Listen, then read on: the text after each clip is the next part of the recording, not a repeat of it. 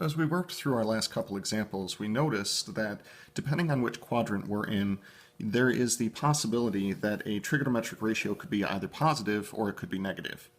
So with that in mind, just going through quadrant by quadrant, keep in mind that A is referring to the x-coordinate, B is referring to the y-coordinate, and R is referring to the hypotenuse. Let's run through quadrant by quadrant and just see what is positive in each of our quadrants. So in the first quadrant, all three of these would be greater than 0. So A, B, and R are all greater than 0. In quadrant number 2, the x-coordinate becomes negative, but the y-coordinate and the hypotenuse stay as positive. In quadrant 3, both the x-coordinate and y-coordinate are equal to 0, but the hypotenuse stays positive. And over in quadrant number 4, A and R would both be positive, but B would be negative. So what I'd like to do is, of the big three, the sine, the cosine, and the tangent, I would like to determine what would be positive in each of these quadrants. Now, in the first quadrant, because everything is already positive and we're dealing with acute angles, everything would be positive here. So we'll use all for that. Over in quadrant 2, B over R would be a positive quantity. B over R is the opposite over the hypotenuse, so that would be referring to the sine. In quadrant 3, A and B are both negative, so if I were to divide B by A, I would wind up with a positive quantity. That would be the tangent. Tangent would be positive. And over in quadrant 4, the only one left would be the cosine. So a little symbol that you're going to see from me from time to time is the following. And this is to remind me of sine, cosine, and tangent, what is positive in each of these quadrants. So all in quadrant 1, S for sine in quadrant 2, T for tangent in quadrant 3, C for cosine in quadrant 4. And we get this nice little acronym right here, ASTC.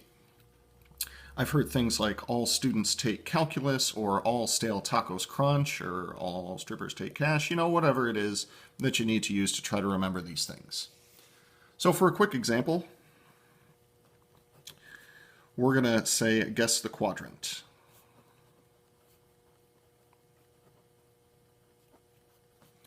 So for this episode of Guess the Quadrant, I'm going to let you know that the cosine of theta is positive and that the tangent of theta is negative. I want to see if we can figure out which quadrant it is. Now, I think of these problems as sort of a multiple choice option where we need to simply eliminate all the wrong answers. So given that the tangent is negative, we can safely eliminate quadrant 1 and quadrant 3 where the tangent would be positive. Given that we want the cosine to be positive, we would be picking this one right here. This would be considered quadrant 4. So switching things up a little bit, let's say that the cotangent of theta is positive, but the secant of theta is negative. Now, anytime I give you one of these that is not simply one of the big three, what I want you to do is think of a reciprocal identity. So if the cotangent is positive, then its reciprocal should be positive as well. The reciprocal of the cotangent would be the tangent. So that lets us know that the tangent is positive. If the secant is negative, that lets us know that the reciprocal of the secant will be negative as well. That would be the cosine. So we want that the cosine is negative, so we're going to get rid of the 2 where the cosine is positive. And we want the tangent to be positive. That would put us squarely in quadrant number 3.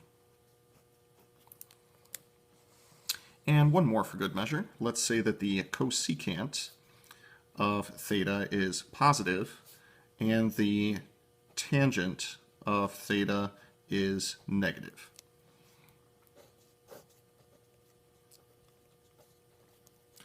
So once again, in this case, if I give you something that's not part of the big three, then you can talk about its reciprocal. The reciprocal of the cosecant would be the sine. So that lets us know that the sine is positive while the tangent is negative. So we'll get rid of the quadrants where the tangent is positive. And now we want the quadrant where the sine is positive. That would put us firmly in quadrant 2. We'll explain why this procedure is important as we work through our next example.